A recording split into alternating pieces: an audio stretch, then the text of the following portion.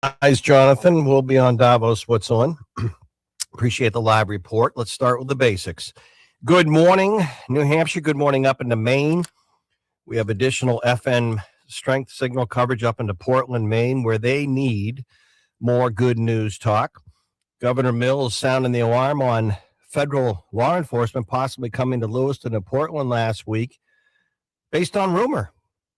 Hasn't happened yet, but she got everyone worked up. But we'll come back to that. But all eyes on the Economic World Forum. That's our poll question up on X. Do you think it'll be successful overall in your eyes? Yes or no? We'll have results on our question about Greenland yesterday. Sure to come up at the Davos summit. President Trump will be speaking on a number of issues, including home ownership in the United States, but basically saying the U.S. alone can protect and secure Greenland, but no doubt going to get a lot of reaction from many of the European leaders there. I had to chuckle a little bit when they were flashing lights in Davos like no kings. Don't they have a bunch of kings over there? Anyway, just pointing that out. Hey, Alexa, hey, Google worldwide, play the pulse of NH and New Hampshire. And we're coming to you across our streaming and platforms and our AM and FM network, as I said, up into Portland, additional strength 98.7 FM. HE2, 98.1 FM, 1270 AM, Lakes region, 107.3 FM. Additionally, in the Lakes, 98.3 FM, just adding signals. A lot of people are shrinking. We are growing in 107.7 FM. Hope you're having a good start to your Wednesday, J-Dog. And on this day, we are looking at colder weather moving in. It's going to be quite a temperature drop. Friday and Saturday in particular at night. I have a brother-in-law who might be listening down in Florida. Hey, Alexa, hey, Google, play the pulse of an H. And he has a home north of Bangor, Maine. And I think on Saturday night, it's going to be minus 20 there with no wind. So I told him to get the generators going. But we're going to hear from Bob Jackman this morning on ice and cold for your homes. This is the kind of weekend when you want to make sure those pipes don't freeze up. We're going to hear from the Attorney General this morning live in our studios on a number of issues in terms of the work of their office. Going to hear from William Hinkle at Eversource on some of the stuff coming in weather-wise and rate-wise, what you're paying for electricity. And we'll get an update from the Manchester VA. But I want to begin the show. We have a great national newsmaker, and she is Kirsten Pelz, is the RNC, Republican National Committee National Press Secretary, and it's very appropriate to have her this morning. She's in high demand because the president in Davos, Switzerland, all eyes on that. And maybe Greenland and more. Thank you, Kirsten, for being with us. Thank you for having me. I'm happy to be on your show. Hey, you know what? No one probably ever does. So the RNC, for people out there, and we have a pretty informed audience regionally and now beyond. Just tell us a little bit about what you do for the RNC and who you are a little bit. And then I want to talk some modern, 1 year in. It's been a year with the president in this administration. He had a pretty big press conference yesterday. Our own White House correspondent, John Decker, was there. But just tell us a little bit about yourself and what you do, and then we'll jump into it. Definitely. So the RNC, we are gearing up for midterms. Our two key prerogatives are to turn out the vote and protect the vote. So being the National Press Secretary, I deal with the press, the media, messaging, speaking to the American people that have questions, speaking with journalists that have different inquiries about what we do, usually either operationally or sort of what is the RNC's message a lot of the time is what I speak to. And so I'm happy to be here today and talk more about all of those things with you. Okay, let's talk about everything from the president yesterday. As we know, President Trump, he doesn't just do one base, even if it's in Davos, Switzerland. Yesterday, ripping into the anti-ICE, he calls them agitators, professional agitators in Minneapolis. Interesting during that press conference, Kirsten, yesterday, something that I haven't seen a lot on the national TV side or the national mainstream media. The president had a bunch of photographs and information about apprehended serious criminals, whether it was drug dealing, drug trafficking, child sexual crimes, rape, murder, gang, all these things, of illegal immigrants arrested in Minneapolis, in particular, Minnesota. But most all the news coverage has been about the anti-ICE protest and the ICE agents. Sort of the perception is they're just there clashing with the agitators.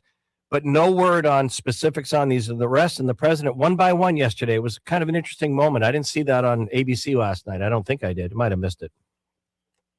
No, and I was watching the press conference yesterday where President Trump was holding up pages upon pages of rapists, killers, people who have committed horrible crimes who are in this country illegally and that have been arrested in Minnesota by ICE, and that who are actually, a lot of these individuals are being, or ICE has said like that essentially like they put detainers on these people, but then local law enforcement refuses to cooperate. So the DHS was actually calling on Tim Walz and Mayor Frey to put the safety of Minnesotans first and honor ICE enforcement arrest detainers for more than 1,300 violent criminals.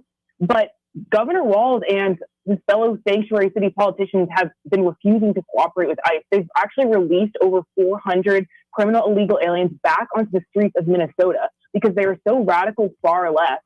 And they are just, they don't care about the safety of Minnesotans. ICE is doing their job. They're arresting these dangerous criminals. They're getting them off the street. And then you see far left mobs. You saw far left mobs storm a church recently. Yeah. It's really disgusting.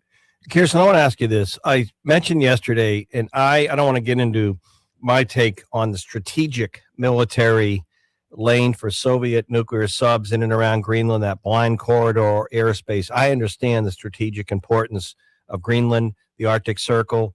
Having been a civilian at the U.S. Army War College National Security Seminar years ago, and our hosting general talked about this precise subject. I also understand this is not the first president since World War II or administration that wants to get a hold or control Greenland more beyond our military installation capabilities there. My question is, what do you say to people here, though, Kirsten, as the Kirsten Pels, the Republican National Committee National Press Secretary? What do you say to people here that about a year ago, the president, it's been a year, and I want you to sort of comment on what you think the highlights are. But what do you say to people saying the president a year ago talked about the golden era for America? But I maintain, and I think the president's aware of this, but I think there's a lot on his plate, maybe too much right now. But the midterms may be about the cost of living, affordability here in New England. We have high rents, mortgages, the cost of steak, just living, cost of healthcare, cost of energy, everything still, even though inflation may be definitely more under control and the economic forecast looks okay, but people feel that there's still the cost of living. And are they doing better economically? And they don't understand what's the infatuation for Greenland right now. So what do you say of the balance? Should the president be getting back to that cost of living affordability a year in or not?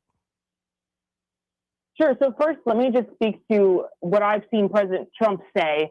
And he has essentially reiterated that if we don't take Greenland, Russia or China will.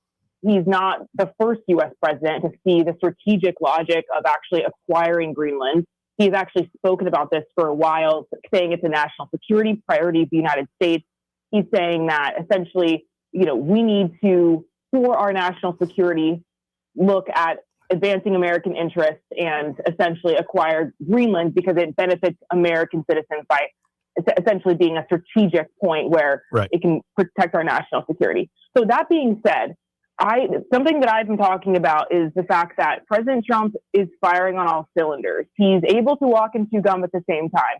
President Trump does a lot. This administration is doing a lot. He, from day one, has focused on the economy. He's been successful in bringing down inflation. Wages are up. Prices are down. Gas is the lowest it's been in 5 years. Not only that, but healthcare has been an issue, and President Trump just released his great healthcare plan last week, requiring health insurance companies to essentially publish their prices. He wants transparency. He has a plan to bring down premiums, lower costs, and hold big insurance companies accountable. And maximum price transparency. So this is a comprehensive healthcare plan he's laid out. This is another active plan that he's working on that the American people broadly support. I saw polling data that they broadly support the aspects of his plan. And so he's going to continue to focus on the domestic issues. I also saw this morning that Susie Wiles has confirmed that President Trump will be doing less international travel. He's actually going to be traveling to Iowa, I believe, next week. He's going to be traveling to one U.S. city a week from now until the midterms, and who knows, probably even more. Well, I know J.D. Vance will be out there as well. So I think this is going to be a big focus. President Trump is focused on these domestic issues. Yes, he is obviously always going to be promoting American strength on the world stage, be promoting America's national security interests. But I think when you look at what the president is doing right now, what he's going to do, like he's focused on the economy, he's focused on prices, he's focused on the domestic issues, and you'll see more of that as well going forward. Kirsten Pels, thank you for touching on the midterms because we have a big Senate race here in New Hampshire, as you know. RNC National Press Secretary. Thank you, Kirsten. We'll get you back anytime soon. Thank you.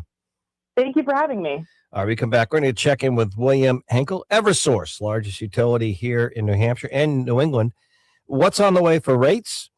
Also, how do you compare the community prices of some energy and beyond? Plus, we get some cold weather, the coldest of the season coming in Friday and Saturday into Sunday. Back on the Pulse of an H in a moment. What's the number one health issue affecting?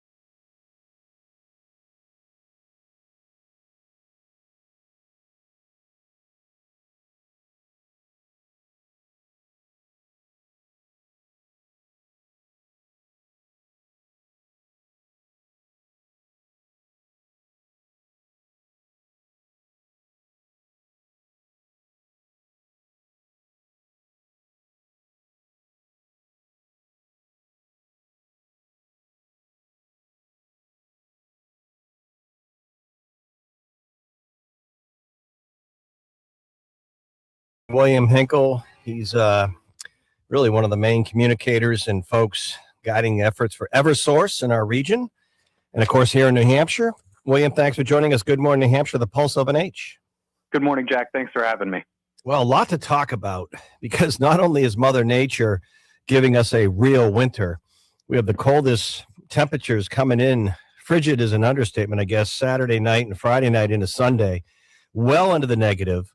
We're going to be hearing from our friends at LaValley's in a little bit on ice and cold in your home and the pipes. But let's back up a little bit. You have some rate updates, which actually might be some okay news for ratepayers. Talk about that. Yes. So, Jack, there's several components of rates that have recently changed or will be changing February 1st. So every February 1st, our supply rate at Eversource changes. And this is the largest, most volatile portion of a customer's bill. It's also the portion of a customer's bill where they have options. You know, you can shop for alternative suppliers. If you live in a community with a community power program, that's an option to receive your supply as well. So this is one we always encourage our customers to look at closely. On February 1st, our supply rate is going to remain stable. It's a very small increase from 11.2 cents per kilowatt hour to 11.3 cents per kilowatt hour. So that's positive news for our customers. And when coupled with a change that took place on January 1st on the delivery side of the bill, as well as another one that's scheduled to take place on February 1st on the delivery side of the bill, we anticipate our customers who receive energy supply from Eversource to see about $1.22 or 1% decrease in their total bill when looking at their February rates compared to their December rates. So not a major decrease, relatively stable, but that is positive news for customers. I wish some towns' property taxes would go in this direction, even down a couple percentage points, but thank you. We'll talk about the default service. You know, the thing with William Hinkle with Eversource, the thing with energy rates, as you said, there's a lot to it. And that's putting it mildly, because there's like delivery, there's the market price, there's the default services. And some people, I think, in the marketplace, maybe more than 40% of residential customers in New Hampshire receive energy through a community power program as sort of an alternative supplier and not through Eversource's default service. So would these rate reductions affect them or not? The delivery side rate reductions will affect everyone. So if you're enrolled in a community power program or receiving your supply from an alternative supplier and not from Eversource, you'll actually see about a 2% decrease or $2 decrease on the delivery portion of your bill. But it's hard to say what exactly they'll see on their total bill, because the supply they won't be seeing what's happening to Eversource's supply. But it's important for everyone to know that they can always come back to Eversource's supply if they evaluate the options, they evaluate the rate they're currently on. You can go back and forth between these programs and choose the one that works best for you at any given point in time. You know, I think it's important to point out that one of the benefits of community power programs, too, though, is for those customers who want to receive more clean energy supply, they have different levels. So there are a lot of different things for customers to consider. And we just encourage customers to closely evaluate these options and just always choose the one that works best for them. We want them to pay the lowest price possible here. And so to just keep a close eye on how these rates are changing. Ours change every February 1st and August 1st, and make that evaluation and choose the one that works best for you.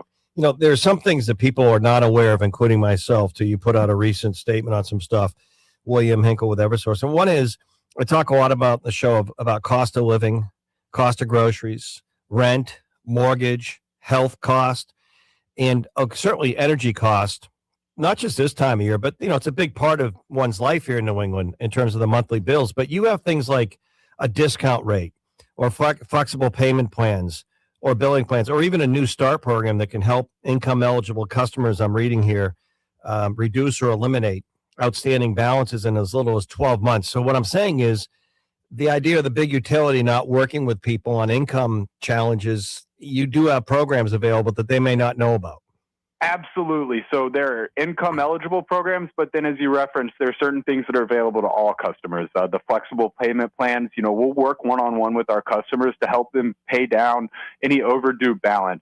And once you're enrolled in one of those payment plans, no matter what time of year it is and no matter what your income level is, once you're enrolled in one of these programs and making on-time payments, there's no threat of disconnection, no matter what your income is or what time of year it is, as long as you're making those on-time payments. Now, of course, there are protections during the winter for income-eligible customers, but the most important takeaway for people is please call us. The last thing we ever want to do is disconnect a customer. You'll receive multiple notifications from us if you are at threat of being disconnected, but our customer service representatives will work one-on-one with you to go through the litany of options that we offer to find the one that works best for you and make sure that you maintain service. All right. Well, cold weather, we know, William, no secret on our doorstep this weekend, coldest of the year. Any energy efficiency tips you might have or thoughts? So just with the cold weather coming, I want to make sure everyone knows that we'll have extra crews on standby to respond to any issues. Obviously, with how cold it's going to be, it's among the most inconvenient times to potentially lose power. We're curtailing any of our planned work. Our crews are going to be ready to respond to any issues that could arise. The other thing I would just point out with the cold weather, because we are also expecting some snow, the good news about the very cold weather is it means we'll see a drier snow. So not as big a threat to electric impacts. Now, of course, isolated issues could arise. That's why we're going to have extra crews ready to help our customers out. But we're not expecting widespread impacts to the electric system at this point in time. And then as far as energy efficiency is concerned, a longer term thing that we're always encouraging our customers to do is, reach out. The NH Saves programs offer incentives to weatherize your home, insulation, air sealing. Those things make a very big difference in keeping the heat into your home, reducing your usage at the same time, and having an impact on your bill. In the shorter term, to take advantage of one of those options, it's not going to help. It's going to take longer than the cold we're about to see. In the shorter term, just be mindful of when and how you're using your energy at home, and be aware that even if you don't adjust your thermostat, your system has to work harder to get down to that temperature when it's as cold as it's going to be. So if you're on a delivered fuel, that's going to burn a little bit more quicker. Same story for natural gas. Of course, we don't provide natural gas in New Hampshire, but these are all things for people to be mindful of. No matter what your heating source is, when it's really, really cold, even if you don't change that thermostat, your system is going to work harder to get to that setting. All right, good stuff. And William, for all this stuff, including the rate, the first couple months of the year, rate information, what people will be paying, supply, distribution, also some of these programs and tips, efficiency. What's the best overall way on your site? Just kind of where should people go for information on all of the above? So if you go to eversource.com and then up at the left-hand corner, there's an account and billing dropdown. Click on bill and rates information, and then there'll be a whole link to a page where you can look at payment assistance plans as well as energy efficiency programs, and that's the best place to start for customers. All right, William Hinkle, Eversource. Stay warm this weekend. I know you're in the same kind of situation at night. All right, thank you. If you have a dog, let's think of our dogs and how quickly they don't want to go out in this on Friday, Saturday, and Sunday. Thank you, William. Thank you, Jack. All right, hey Alexa, hey Google, play the Pulse of NH. And there are some things on the energy side very complicated, especially in New England. Very convoluted, a lot of past stuff built into this stuff. But they do have some of these programs, and it's like healthcare sometimes. If you don't know about it, you don't know about it. But some of these payment stuff, if you're, fretting and the budget is the budget, unlike members of Congress or your city and town spenders on things like property taxes, when you only have so much money to pay that rent, that mortgage, groceries a couple times a month, an unexpected health bill, unexpected automobile, new brakes, new tires, and energy. They do have some programs, so you might want to go to their site and look them up, and try to take advantage of those because they're available. But again, they're sometimes not the programs you see front and center. So you got to dig a little bit. But today, it's probably never been easier to dig. Hey, Google, hey, Alexa, play the Pulse of Nature. We'll come back and talk more about the home. Cold weather on the way. Bob Jacklin, the Valley's coming up next. 107.7.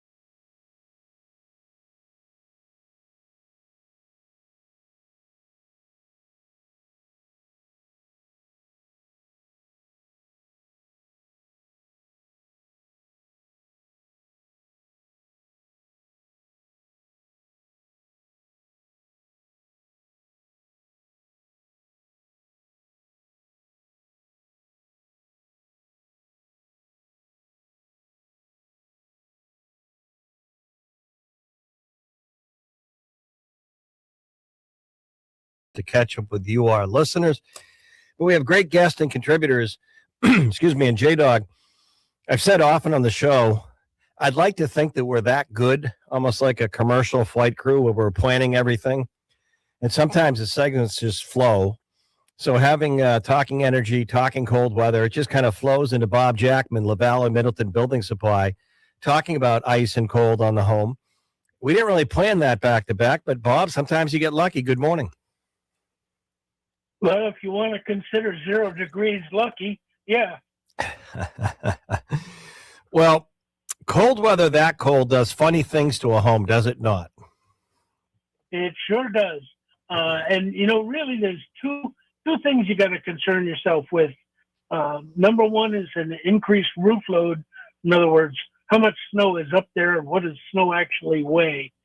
If you were to take 2 feet of snow on the average ranch house and let it sit there for a week or two in the sunny days like we got today, it's going to melt down and it's going to weigh up to 80 pounds per square foot of roof, which is almost 100,000 pounds of snow on your roof. Now that number should scare you, And the solution is simple: get the snow off your roof. Now, Mother Nature can do it, or you can try to solve the problem later. What is it? Fram oil filters? Pay me now or pay me later? Right. Yeah. I know that's old. Yeah. But the other thing is what the snow on the roof can cause, besides actually hurting your roof, is ice dams. If you have icicles on your house, then you have ice dams, which is the snow is melting on your roof Yep. over the heated portion of your house. Yep. As it runs off to the unheated portion, it returns to ice because it's still too cold. So then you get water backing up, and this is where you get people with $10, $20, $30,000 insurance claims because of damage that's caused to the inside of the house. Yeah. So when it starts to get cold, learn from our grandparents. You do several things. Number one, turn your thermostats up a little bit. Yeah. I was going to ask you, I'm not a big fan. I had a buddy when we, we're up north more, and he had a place next to us, and whenever you go in on a cold weekend, his place was like a refrigerator because he turned his heat way down when they weren't there, like to 60 or 59. And it took an hour to heat up the place. And I'm like, why don't you just leave it on 68? You're not going to save that much money. And he just had it in his mind that he always old school turned the heat down when you weren't there. But I'm like, how much does a frozen broken pipe cost you? Yeah, I'm a huge believer in setback thermostats. So when my wife and I go to work, the house definitely, we set that back 5 or 10 degrees. But an hour before we come home, we turn it back up to regular, and the thermostat will do that itself. But as far as I'm concerned, when you get the weather like we're going to have for the next few days, and especially for the weekend, override those things and leave the house at a constant temperature, 70 or whatever. And my best friend has always said, the numbers on a thermostat don't mean a darn thing. Are you comfortable in your home? Turn the thermostat to whatever it takes to make you feel comfortable in your home, and then see what it costs to heat your home. Well, again, if you have an issue, and we just had William Hinkle on from Eversource, they're not expecting with this bitter cold this weekend, Bob, snow-related, heavy snow on the branches, power outage, which can be a real nightmare if you lose power and you don't have a generator. Well, let's assume it's just cold weather that you're worried about. And let's assume you have a part of your home where maybe the insulation on the bathroom side or a sink in your kitchen isn't as much. And if you're anywhere on the coast and there's a breeze, those pipes, we had a house once, and even when the house was very well heated and efficient, we'd have to leave the water going a little bit at night on one of the faucets, even dripping. So, because those pipes were more exposed, and you would have to done major work to kind of tear open the wall and put better insulation or behind them. My point is, if power outages aren't an issue, keeping that house warmer at a higher temp is going to do more good for you than not, right? Absolutely. And that's 1,000% right. And our grandparents used to take, and like the kitchen sink, your kitchen sink is almost always on an outside wall. Mm-hmm. You get a window right over Right. the sink. That's what I mean. And they would open the doors to that cabinet during cold weather so that the heat from the room would help heat the pipes underneath the kitchen sink. Yeah. And just use that thought process.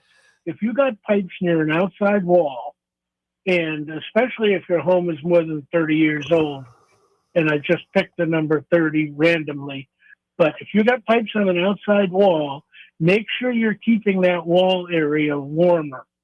And you got to plan, and I love the way Eversource says, okay, we got this coming. We got 4 days warning, and that's a great thing. It's like a hurricane. You get Right. warning of a hurricane. But you don't get warning of a tornado. No. But we got warning. Yep. So to get ready, you might lose power. So have the heat in the house up a little higher. And get ready with your alternate heat sources, whatever they are. And you mentioned the word generator during the Eversource segment. Yep. You're absolutely right. Yep. Just have a generator ready and understand the how you use a generator. Right. Well, they're Yeah, not. You can get them affordably, but the kinds you got to pull out and run yourself. But sometimes it costs more. But if you ever get a generator hooked up electrically, excuse me, you're not going to lose power. But Bob, you mentioned like the kitchen sink. I think you touched on it. Sometimes just opening those cabinets to what at night to let some heat in, because at night it's going to be coldest overnight. The other thing is you mentioned auxiliary or ancillary heat sources. We do want to remind people the last thing you want to do to your local fire department or yourselves on a night when it's 12 below is to have an unnecessary smoldering or smoke or home fire because you've not smartly plugged in or have too many things going where something catches. So we got to be careful also because the cost benefit, especially when people throw everything at it, sometimes what they're heating with is not safe, or it catches a clothing piece catches, and you don't want that. So be careful on the extra heating stuff. And also fireplaces, the flues, when it gets this cold, unless they're already warm, you don't want smoke in the house. So there's a lot of safety tips, but when it's really cold out, you don't want to be standing out on your porch or outside, right? Right. And, we always say that we want educated consumers. Right. Part of our job is to tell people about the systems in their home. Understand what your ancillary or your secondary heating source can do. One son that lives right in this area, they heat a lot. I mean, they have oil heat, but they heat with a pellet stove. So the beginning of the season, he took it all apart, cleaned the chimney out. Everything is ready and good to go. And they know exactly what that thing will do in pretty much every circumstance. Right. So as soon as it does something unusual, they will know enough to shut it down. Well, Bob, I'm not that bright at times, but I think if you take care of your home, it will take care of you. Thank you, Bob Jackman, LaValley's Middleton Building Supply. Check them out, lavalleys.com, and their newsletter, their information. Stop by one of their stores if you have any questions. They have super team members at all their locations across our region. And Bob, stay warm. Absolutely, and ask the question you need answered. It's all about education, right? Thank you, Bob. Thank you. Have a great week. Great partner, great sponsor, great part of the show. Also, we want to say hi to our friends at Procon. Next week, we're going to hear from John Stebbins, the CEO, Procon Inc., Procon Development, Procon Building, Procon Construction. They are determined to do something about affordable care. I'm sorry, not affordable care. I'm reading a health insurance story coming up on the VA. They want to do something on affordable housing. Well, it could be a care too, because affordable housing is not affordable right here. And they are actually committed to building affordable apartments, affordable housing. So our friends at Procon joining the team of partners and sponsors right here on the Pulse of NH. A reminder for veterans, because we're going to hear from Kevin Forrest at the VA on a town hall meeting coming right up that you can be part of. If you're a veteran or caregiver, Kevin will talk to you about it. But we want you to go to the pulseofnh.com always and often for your app information, our podcast, our on-demand content, our live content, the weather. Speaking of cold weather, the roadways, the news, the pulseofnh.com. But nominate a veteran in your life today, speaking of cold weather, for a brand new furnace with installation just for your service. Nominate a veteran in your life today at the pulseofnh.com. We're going to announce the winner in a few weeks. And our friends at Triumph Home Services. Get a brand new furnace for a safe, comfortable home for a veteran. Just nominate a veteran in your life. You don't have to be a veteran yourself. Nominate a veteran you're proud of. Just write a few things in that field. And the friends at Triumph Home Services, Morgan Storm, we're going to pick one veteran with free installation. Back on the Pulse of NH in a moment. This is the Pulse.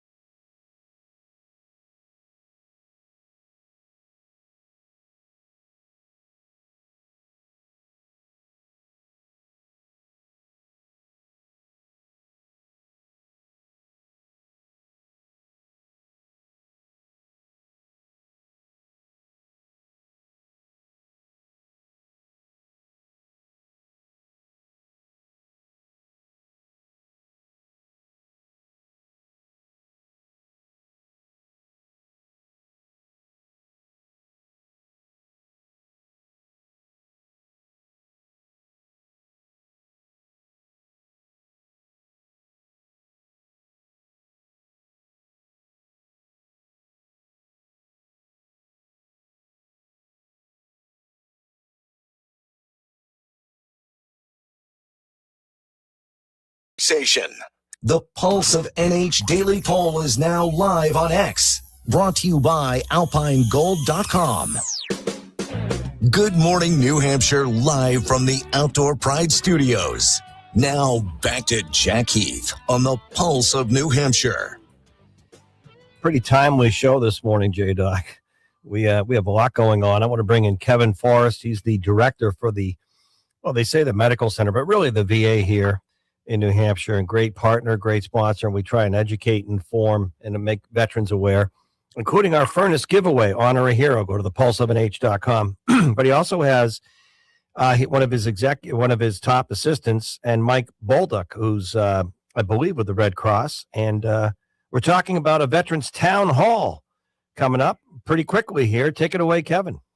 All right, Jack, good morning, and good morning, fellow veterans out there. So, yeah, for our town hall, we're just about an hour away from that. So it's a telephone town hall, and so for all the listeners out there, you'll probably get, I'll say, a robocall coming in, between 10:55 and 10:59 to join this town hall. I'm excited to do this. We haven't done one in New Hampshire for quite some time, but it allows us to reach all 30,000 veterans that are enrolled to the Manchester VA, and to those veterans enrolled to the White River Junction VA that are from New Hampshire here. So this gives us a chance to get a wider audience, get some information out, and then most importantly hear from all of you and field some questions. So I've had good experience with these down in Massachusetts, and we wanted to do one here to be able to get a wide audience. So looking forward to it. So I will say, yeah, if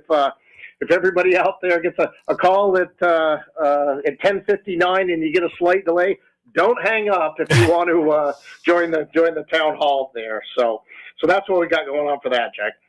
All right. What else do we have, Kevin, for updates? So like you had mentioned, I have Mike Bolduck here from the Red Cross here in Manchester. Mike is also an Air Force veteran. We were just talking. We were both stationed at Fort Campbell together, so swapping some stories here. But Mike is going to go over the details of the blood drive that we've got coming up here at the Manchester VA and some other information. So, Mike, take it away. Thank you so much, sir. Yeah, we've got a great veterans blood drive the Red Cross is really excited about next week, Tuesday, the 27th, from 8 to 12:30. Anybody that is welcome to come in and give blood here at the VA. A lot of folks don't realize that we collect this blood every day for new mothers and new babies and cancer patients, but the Red Cross is also the only organization with the authority to deliver blood products to our men and women on the front lines. So it's a great opportunity for veterans to support our brothers and sisters who are still in the fight. Well, I applaud you what you do there, Mike. Let's talk more about one of the challenges I have, and Kevin, one reason why we do this is reaching more veterans about this great stuff like the blood drive. How do you do it at your organization, Mike? How do we reach more, not just veterans, but caregivers, the person around the veteran? It's a great question. We work every day with great community partners in an effort to spread the word about the work we're doing. I can tell you about this blood drive specifically. Everybody that's interested in signing up can do so through the VA's Facebook page, but also by visiting redcrossblood.org. If they search VA Manchester as one word, they'll be brought up directly to the blood drive schedule. And we encourage folks to spread the word through different community groups, their organizations, their social media networks, and their personal friends and family. We are always looking for new sponsors and different groups who are willing to support the work that we're doing here at the Red Cross. And Kevin, maybe the same question in the way you approach it. So, Jack, a little tidbit here. I was telling Mike, so my first job in the Army was in transfusion medicine and running a blood donor center and supplying blood products for everybody during Operation Desert Shield and Desert Storm. And so, I think that the word that I put out to everybody is, people will donate around the holidays and other things and big events, but the need never goes away. And so we always ask, hey, if you're at that 8-week interval and you're eligible to donate, boy, that need is just, it's consistent throughout the year. And that's the message we try to put forward. All right. So the town hall, one more time, Kevin, the who, the what, the when, the where. So we will be doing a VA town hall that includes myself, the White River Junction VA, and the Veterans Benefits Administration to handle benefits questions. And it will kick off at 11 o'clock this morning, so just in about an hour. And the call will go out to everybody a couple minutes before that. You just stay on the line, and it'll give you an opportunity to ask questions, deal with our folks that are going to be fielding those questions, and it'll go from 10 o'clock to 11 o'clock. So we hope to get a good showing here. And Mike, before we let you go, the blood drive, any other news this time of year, how we can help you? I love how you're working with Kevin and the VA. Any other thoughts on your end? It's a great question. And I would just let everybody know that actually we've just entered a pretty severe blood shortage. Nationally, we've seen the blood supply drop roughly 35% over the last month as we're battling the worst flu season we've seen in 20 years. So if anybody has ever considered giving blood, there really is no better time than now to do so. And if you've signed up for an appointment, we just encourage everybody to focus on having a healthy diet before their appointment and drink as much water as possible. But we can't wait to see you. This mission takes all of us. And if people want to learn more, just go to your home site, which is? RedCrossBlood.org would be the best place if you have any outstanding questions about blood donation. And Kevin, before we have time, just if people haven't been to the VA, if they're not enrolled as a veteran, a caregiver, you always don't mind a phone call or to stop in and just do an informational appointment as well, because some people like to do it that way. Can you talk about that a little bit, Kev? Absolutely. You know, our phone number, everybody can reach us at 603-624-4366, extension 3199, gets you to the call center. And if you're a new veteran coming in, if you ask for the eligibility team, they can, advise you on all the options that are available. And then certainly, like you mentioned, you can walk through our front door and we'll take care of you and sit down with our, veteran or with our eligibility team and advise you of all things VA and what you're entitled to, which is a lot. All right, Kevin. Good luck on your town hall. Good luck on the blood drive and everything else. Great segment. Thank you. Awesome. Thanks, Jack. All right, a couple reminders. Renee Plummer had a post on the veterans side. Speaking of veterans, someone looking for a good used vehicle. I got to tell you, call Debbie Roy at AutoFair, one of our great sponsors and partners. AutoFair, sponsors of our state police segment. Debbie Roy, the great sales manager, AutoFair Honda in Manchester. Her direct line, 603-634-4726.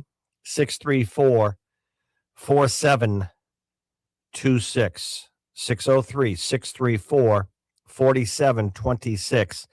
They got wonderful deals on used vehicles, 4-wheel drive, all-wheel drive, pickup trucks, vans, SUVs, you name it.